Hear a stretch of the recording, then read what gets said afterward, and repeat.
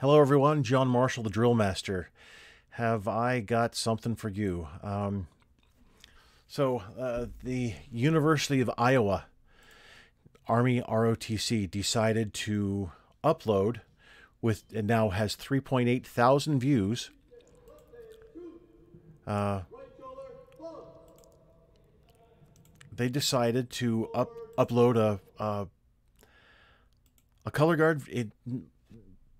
Not necessarily instructional video, but at least a how to present the colors with the national anthem shoved in there.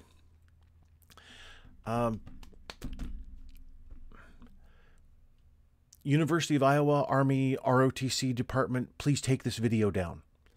This is embarrassing.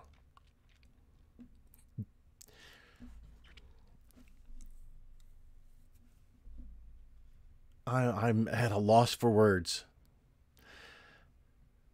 Holy cow. This is bad. This is really bad. How do you put a video out like this when you can't even read the manual? Because I know you're not reading the manual because of how you're starting out. Oh, boy. All right, so I will take a calming breath. All right, guards. First, you have leather slings. The Army doesn't use leather slings. You use the web slings. Here, this web sling. See the little keeper here? This is a web sling. This is what you use. This is what the Army uses. You're using, nothing wrong with using the Drill America M1 Garands, not a problem. But the sling is threaded through, and you can see it very well here. It's threaded through the upper sling swivel. Or, I'm sorry, the stacking swivel. So, I don't have my, no, I don't. I don't have my Garand next to me. Just my 1903. But it's the same difference. So, this is the upper sling swivel. You can see that right here. Okay? That's the upper sling swivel. This right here is the stacking swivel. The Garand has the same thing. Almost exactly the same. This is a stacking swivel. See, it has a little split up here. Some of the faker... Yeah. Some of the faker rifles, they don't have the little split. It's just another... piece of metal up there because nobody uses it anyway. It's just for looks. But the little split in the swivel there that goes up and down is to hook two other swivels to it that are attached to rifles so that you can form a little tripod. It keeps it's called stack arms. It used to be in a technique. Well, actually it is. It's still in the Marine Corps order in the back. But stack arms is used to keep the rifle out of the mud, the rain, the snow, etc. All right, so that's the slings. Now, look at your hands. Why are your hands up under the, well, right next to the stacking swivel? Why are they there? Are you tall enough to have it up there? Kind of doubt it.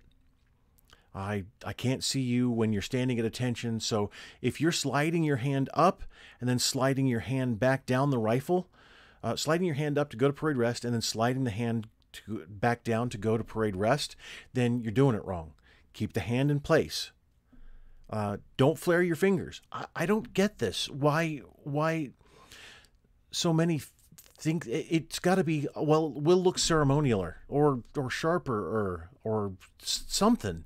Some word that doesn't exist that color guards want to...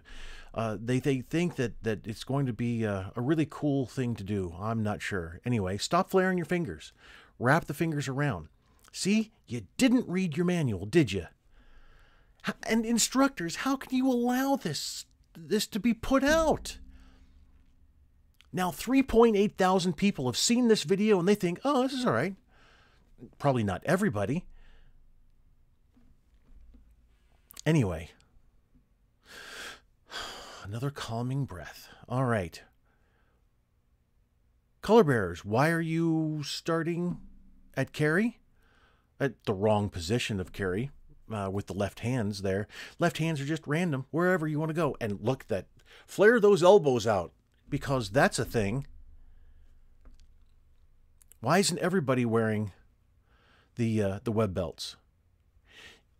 This right here, what you're doing with the guards having the web belts and the color bearers not having the web belts, that's an Air Force tradition.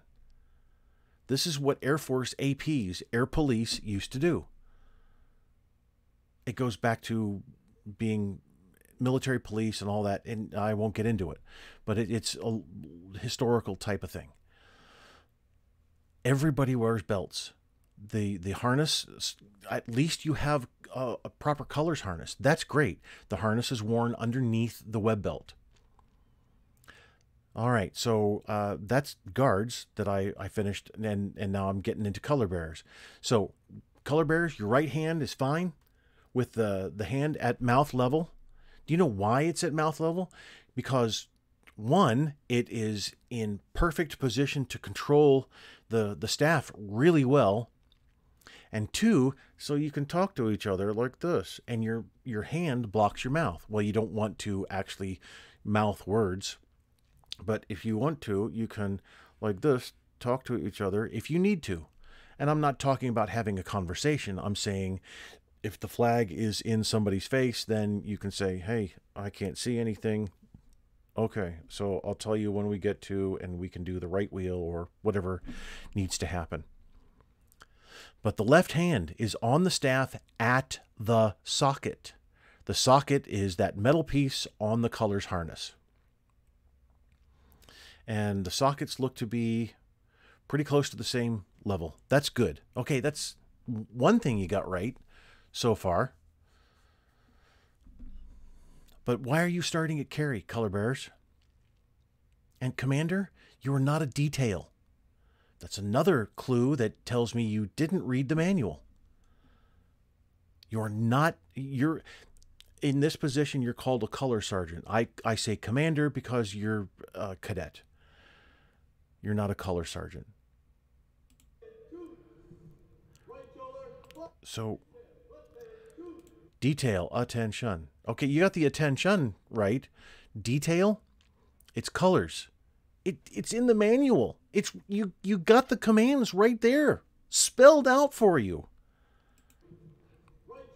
Now, I can tell here by the lead guard's bent elbow that he brought the rifle back and kept his hand up at here, the stacking swivel. So his elbow is up. Which means that he could bring his hand down to where it should be, fingers extended and joined on the side of the rifle. But he's not doing that because he hasn't been trained properly. Can't tell with the trail guard here.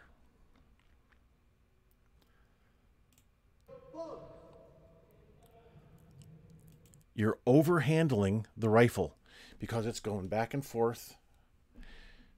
You don't have enough training. And the little hand out business there, lead guard, what was that?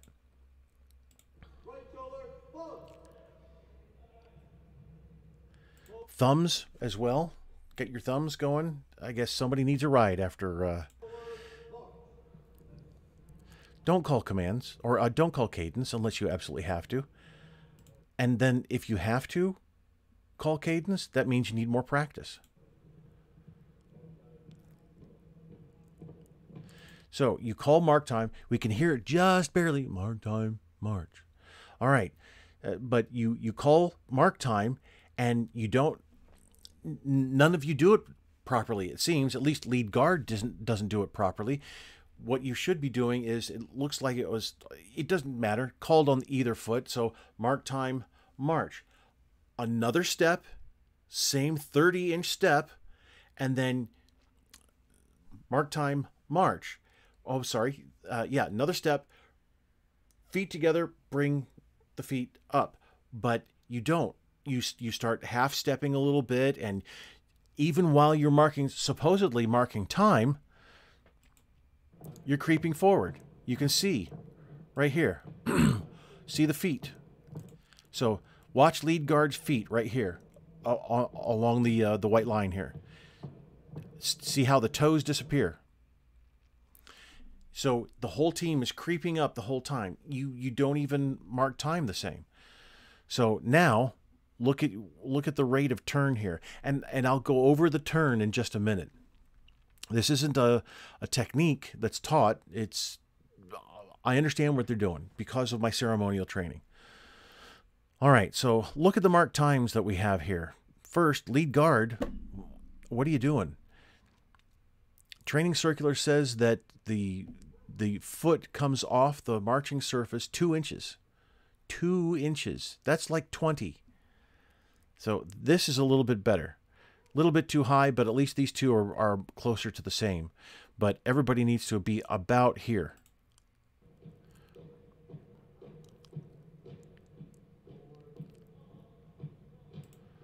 All right, so let's go back to the turn. Technically, what's supposed to the training circular wasn't written to cover every single occasion. The Marine Corps order does a little bit better job covering other colors presentations, but not every single one.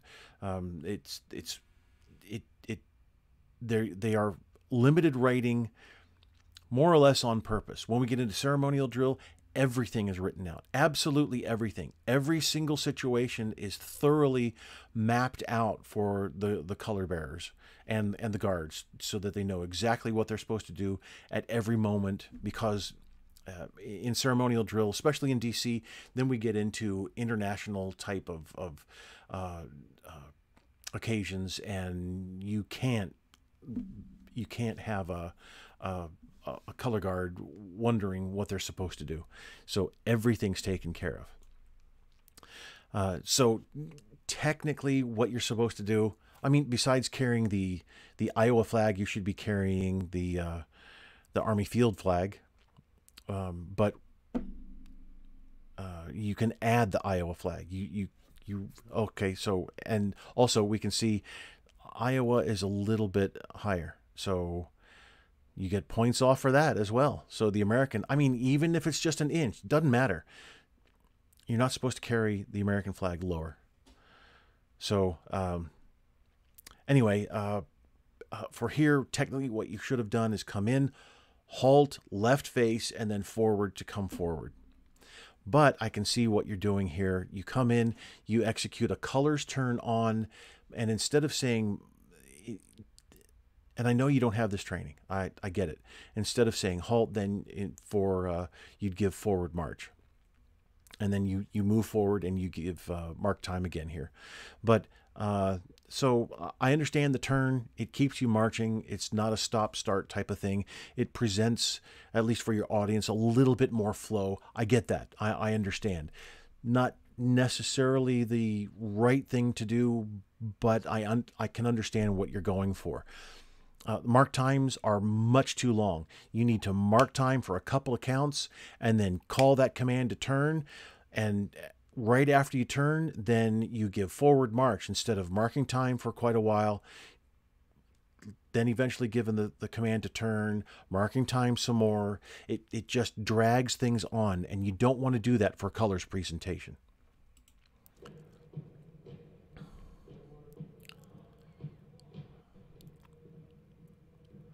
So, sorry, so my video lags here.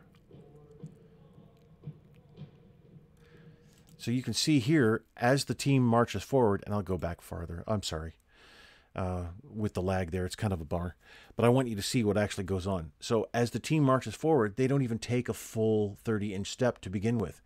That's the whole point of giving forward march. One more mark time step, and then execute that first step. Let's try and get that lag out of there. There we go. There. Now watch the feet. Step, step, step, and finally here we go with heel strikes. But you're still marching kind of. You know that the whole team knows that they're not going to step on the seal here for the on the floor. So they're kind of half stepping and not Commander, you don't have control.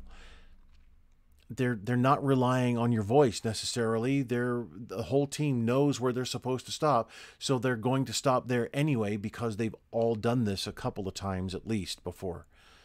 So this is bad. And again, you give detail, halt, colors, halt.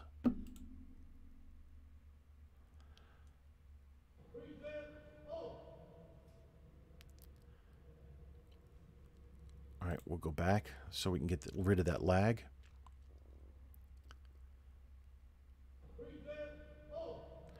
Both heads move. And got the ceremonial flair. We're doing this. What is this, guys? What is this? Show me in the manual where it says to do that. Show me where it says to flare your hand. And then with the, I don't know, yeah, there. This is what they're doing here with the right hand. What's this? What on earth is that? Got to flare both hands forward. It looks, so not only does it look ridiculous, it is, because you're not following the manual. Wrap your fingers around the small of the stock. You're supposed to know this. Now, the reason why I get so bent out of shape about this is because, all right, you're cadets. I get it. You're learning to become officers. Fine. But for the time being, as long as you're cadets, when you're officers, you can't do this anymore. But for the time being, while you're carrying the colors, while you're carrying the rifle, you're supposed to know your job. That's your job. When you become an officer, whatever you're going to do, that's your job. You're supposed to know your job. Lives are going to depend on you, quite possibly. Maybe in direct combat, maybe not. But still, people are going to have to rely on you to know your job. You don't know your job here. You're telling me, and pretty much everybody else, you don't know your job. Now, those who have no idea what I'm talking about, they're just in the stands. They're there to watch the basketball game or the hockey game or the football game or whatever. They see the color guard come out. Oh, yay, great. That's wonderful. Thank you, University of Iowa, for presenting the colors. That was awesome. Let's get on with the game. I'm not talking about them. I'm talking about you and your audience that knows what you're supposed to do. And this is not acceptable. And ladies and gentlemen, it gets worse.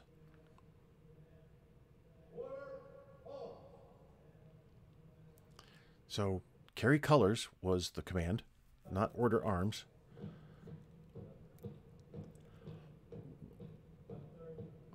So, you are turning to the left. Now, again, I understand the turns here. Coming in, colors turn off. This is technically supposed to be a colors turn off. Color guards always turn to the right to depart, to march in column formation. This is inverted column formation. It is not an authorized formation. Inverted line formation is not an authorized formation unless you're directly posting the colors. That's in the training circular. But you wouldn't know that because you haven't read it. So now, oh, and by the way, your staffs are supposed to match angles forward. Army, Air Force, and Space Force have a slight angle forward for the staffs. I suggest about 6 inches or so from the nose. 6, something like that. Not a big deal. It just says angled forward. So 6 inches would be good. Organizational bearer. I'm going to call you organizational bearer, even though you're bearing the state. Your hand is now too high. Now it's slid up to forehead level, pretty much. You're always supposed to have an angle forward when at carry, and you don't have matching angles. You started out without matching angles as well.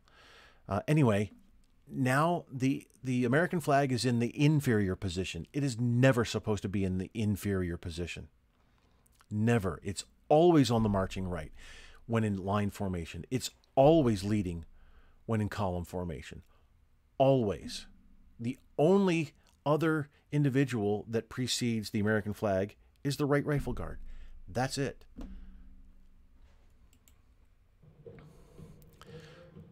So,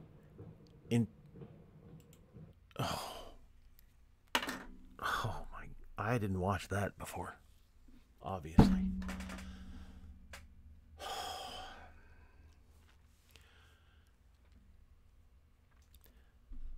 The right rifle guard / lead rifle guard is always the right or lead rifle guard. Always. The trail guard, left rifle guard, is always trail or left. Always. The positions don't change. What was that? It's even bigger over here. What was that? What are you... Why are you making things up when you already have a manual that tells you what to do? I'm trying not to yell. I'm trying to remain calm through all of this. This is absolute garbage. How could you possibly put this on the internet and think it's okay?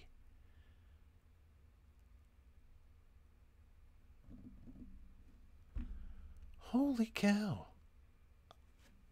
This is incredible. Now, if you wanted to use a ceremonial technique to march off, it would have been every left off, where the American flag bearer, the commander, gives either step or ready step. Ready step is usually the thing to do. So, ready, step. Right rifle guard takes a step across in front of the American flag.